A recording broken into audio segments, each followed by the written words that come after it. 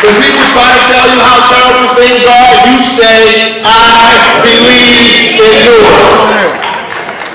I want to say we have the best police captain in the entire city of Newark.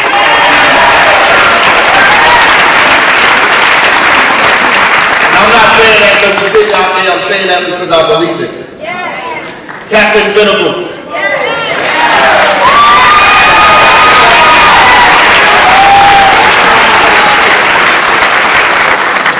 We have worked so closely with him and the officers of the 5th precinct. He comes to the community meetings, all of them if he can make them. He gets screamed at and yelled at and he stands there and he works and he works and he works and he works with little resources and little help, but he does what he has to do. We're happy that they opened up the mini precinct on Bourbon Street.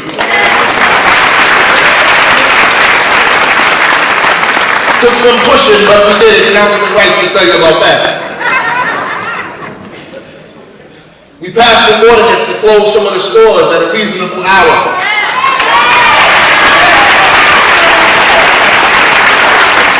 Some people were upset because we closed the stores at 11 p.m. Like 11 p.m. is early. We closed because we wanted to prevent hanging out and drug dealings and shootings. People were getting murdered in front of those stores.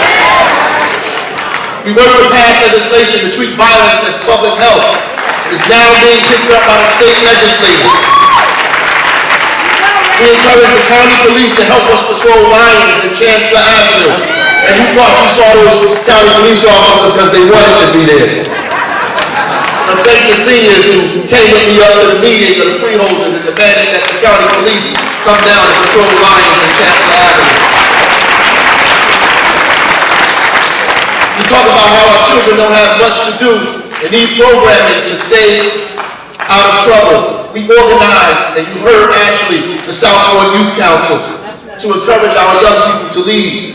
This past summer we held 2 camps. 2. One at University High School and the other at Weekway High School, named after my sister, the Shawty Baraka Skills and Drills Camp.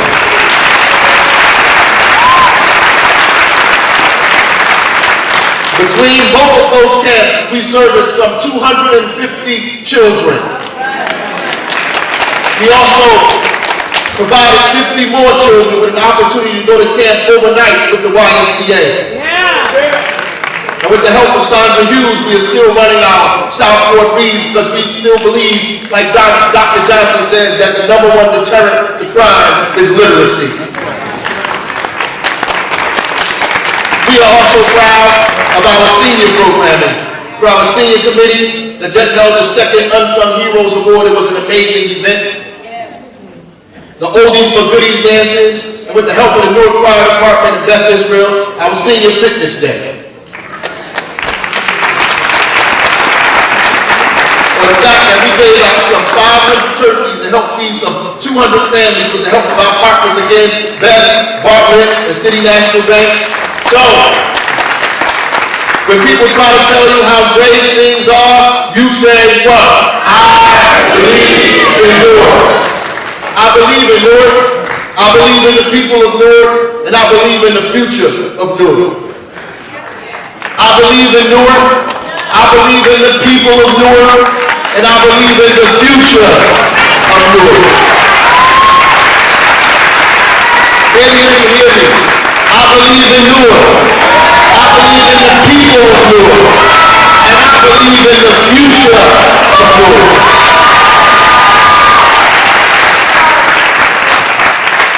Like the Assemblywoman said 20 years ago, I ran for mayor of this great city. I was not too long out of college, a young idealist fresh with the sin of unbridled change and eager to challenge the limitations of poverty and self-hatred.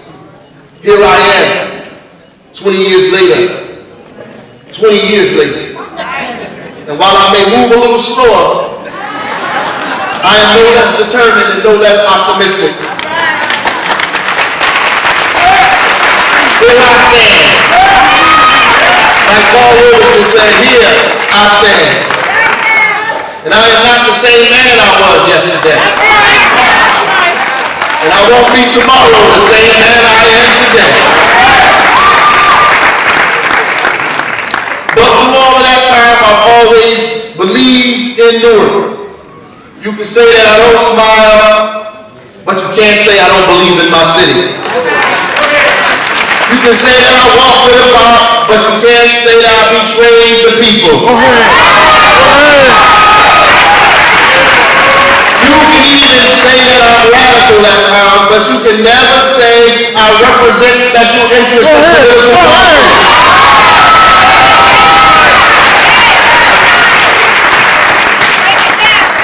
You can call me all kinds of names, but you can't say I was never a friend of the people. I never fought for the people. I don't love the people. And when you see me, I'm always with the people of this city. For 20 years, I was fighting and working in this city.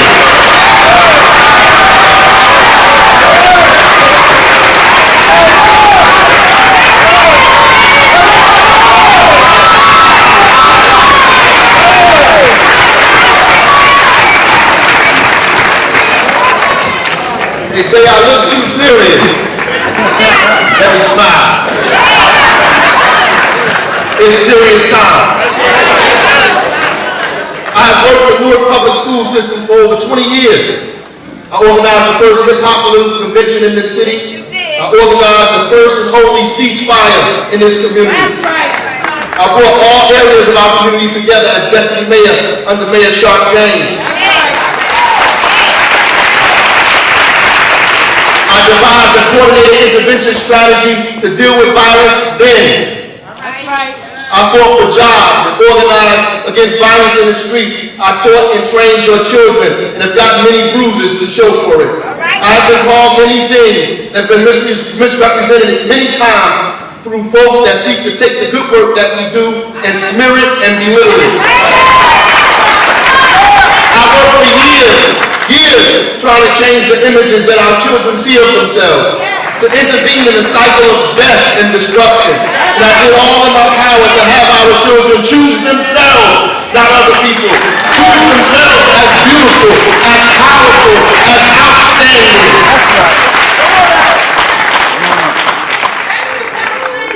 I've been at Hawthorne Avenue, I've been at Warren Street School, I've been at Burnett Street School, I've been at Wheatway High School, and now, by the grace of God, I am at Central High School. And every school I went to witnessed transformation of some kind.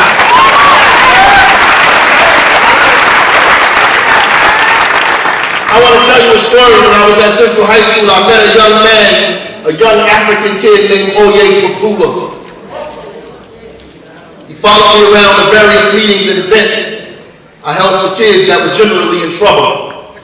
This methodology I was using worked in my eyes. We held a mirror in the face of these children and forced them to deal with the reality of who and what they were becoming. Oye challenged me to try something different. He told me that most of the children that received all of the attention were children that were doing the wrong thing, or those that were exceptionally smart. But most of the kids are in the middle, he said. He said, many students walk around here every day, and nobody knows who they are. They don't know their name, or their dreams, or their fears. I spent time eating and talking with and giving privileges to many students, but it didn't really change the culture of the school. When I began to follow Oye's advice and a teacher from Wheatway High School, that solidified it for me. It was then that we began to see very real and sustainable cultural change at Central. We started by wearing ties first. That's right. As a test to see if we could affect the school population, and we did. Now today, there are almost 100 guys in an organization that we started at Central High School and 7 other groups just like that on their way. In fact, some of them are here today. I'd like you to come up so you can see for yourself. So you can see for yourself the work that we are doing with your babies. These boys are not blonde. These boys are not red. These boys are not Latino. These boys are African American, Latino, and Portuguese students at Central High School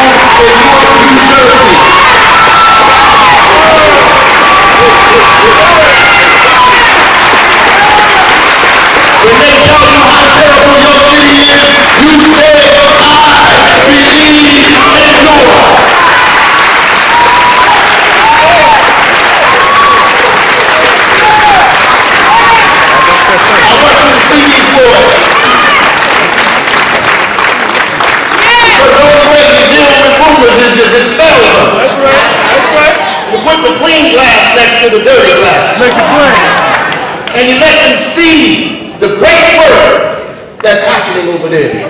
Thank you, gentlemen. You can sit down.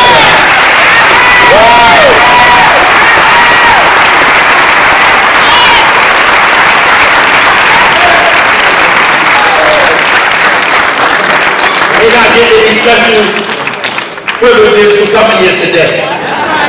They came here because they wanted to. All over the state, and maybe even the country, people are talking about Newark and a video of a young man being stripped naked and beaten over his father's death for $20. It spoke to the most vile and degenerate amongst us, and it upheld this perception of us as those zombies that we read about in that magazine. And they love to picture us this way. But there is no talk of Aisha Rivera, who was on Black Entertainment TV, who received the United Negro College from the Lord, and is getting a full ride to go to Tuskegee University from Central High School. There is no talk of Sharona Simmons, who received over $140,000 in scholarship, who is the valedictorian of the school and a top track star at that. There is no talk of Timothy Moore, who got a full scholarship to go to New Jersey Institute of Technology, who is one of their top students still today as a sophomore there in Newark, New Jersey, who was born in Pennington, Florida. There is no talk of the countless young people in this city in all of these high schools that are receiving awards and accolades right here in Newark Public Schools, at Weedway, at Shabbat, at Central, at Barringer, at Westside, at all of these schools where our children are. They put it in the paper to make you believe that our children are doing something wrong, and some of them are. But I'm here to tell you that when they come and tell us how terrible things are, I reply, I believe they do. So I need your support, your friends' support, your family support, because in 2014, I am running for mayor.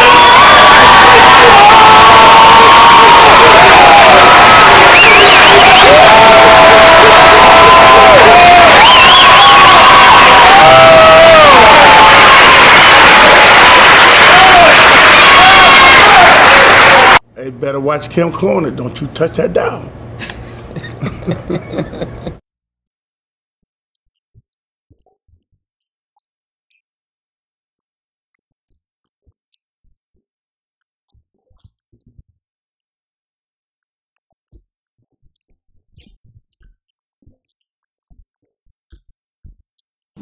Growing up in these times, we as youth are so tired. What are you tired of? I'm tired of seeing rest in peace t-shirts. I'm tired of being ignored. Tired of ignorance. I'm tired of murders. I'm tired of murders. I'm tired of murders. I'm tired of schools closing. Tired of the stereotypes. Tired of the achievement gap. I'm tired of no jobs. I'm tired of people getting bullied. How will you use your voice to help things get better in your community? What will you use your power for?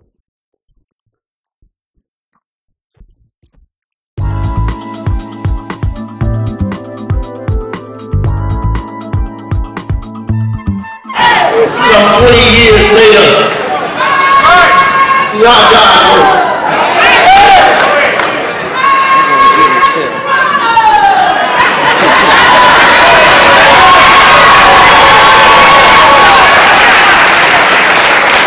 Folks, and I don't want your support just because I lived my entire life in the city of Newark. I don't just want it because, like many of you, I lost my sister to violence and my brother was shot in the head in this city and will never be the same. I don't want your support because I have a degree from Howard University or a master's from St. Peter's. I don't want your support because I've been an administrator in Newark for 10 years and I've transformed schools around this city. I don't want your support just because I got a good story, because I'm a great speaker, or because I have a lot of money.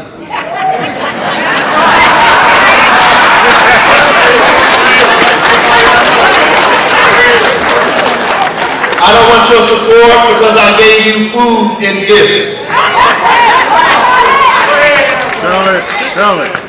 I don't want your support for those reasons. I don't want your support because I smile a lot, because I walk nice, because you like the cologne I wear. I want your support because I tell the truth. Because I have always stood for you, and I have always fought for you. I have always taken blows for you, but most importantly because I have a vision for this city. And I want you to share in my vision and make it our vision. I know we like the story of Superman. It's a great story. It's just not true. I want you to help me to help you to transform our city. Transform it into a place that we know it can become. Let me introduce the rest of Newark to the people of the South Ward. And I know that there are people in here, we can do it tonight. There are people from the South Ward. Welcome the people from the North Ward. Welcome the people from the West Ward. Welcome the people from the Central Ward. Welcome the people from the East Ward. Welcome the people from the West Ward. I want to ignite a fire in this city and deliver it back to the hands of Newarkers and those that love Newark. I want to show the world what we can do given the right chance. I want them to see what we are capable of when we are focused, what we know how to do naturally. I want them to see who we are, not as a caricature or the butt of somebody's joke, but who we are, our history, our perseverance, our richness, and our power. I am proud to be from Newark, the home of Sarah Vaughan and Mary Baraka, the home of Savion Glover and Whitney Houston. I want to bring our city back. That someone said a long time ago that wherever the world goes, Newark will get there first.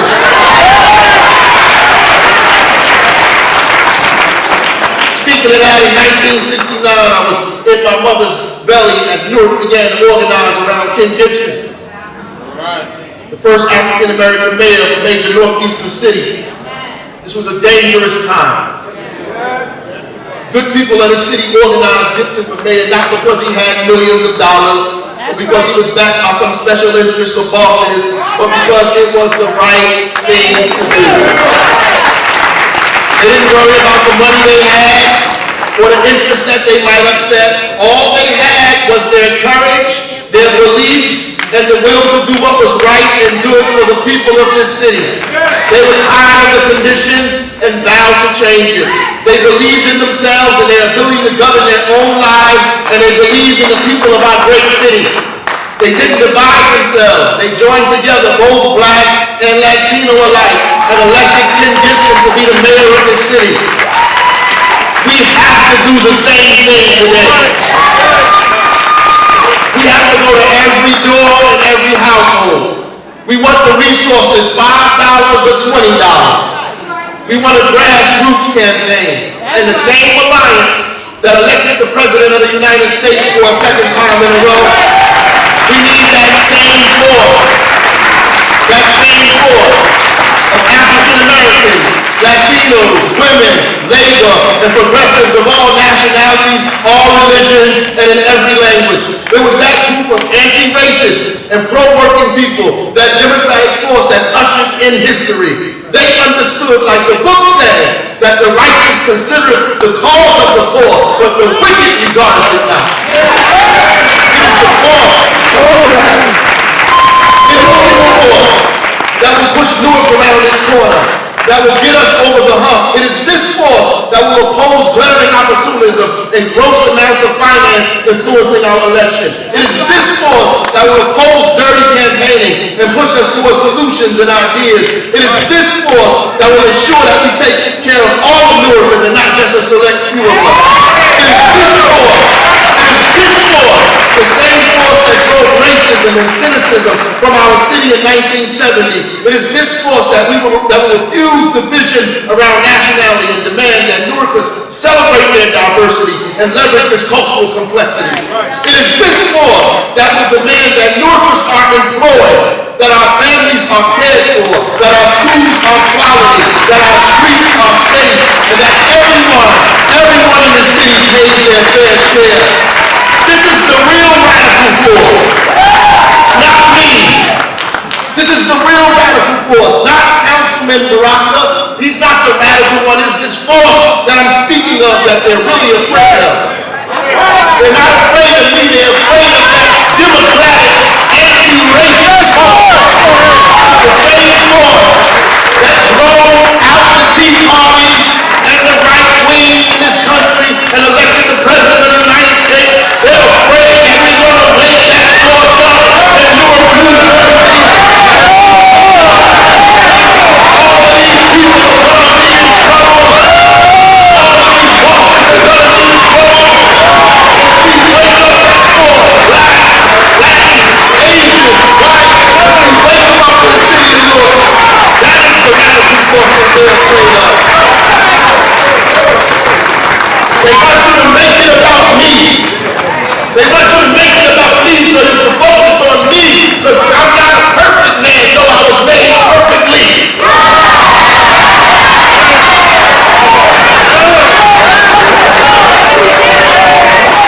They want you to talk about me, but it ain't about me.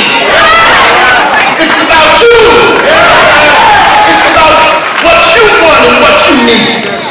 That's what it's about, and we want to revive it. We want to re-energize it. It's that force that keeps me every day believing in the city of Newark. Seniors that I meet at events, young children like Ashley that sung up here, like the young boy that just spoke. Those people keep me believing. Teachers that work hard every day in the city of Newark. Sanitation workers that are working 12, 13, 14 hours a day to collect garbage and get no respect. These are the people that keep me believing in the city of Newark. Crossing guard, standing outside in the cold, on the corner, making sure your kids get back and forth across the street. Principals that stay at the school till 1 o'clock, 2 o'clock in the morning to make sure your babies are safe. Police officers that drive in cars around the South Shore, knowing there's only 3 or 4 people out there to help them in the midst of danger. These are the people that I believe in my city. That are going to take the city back.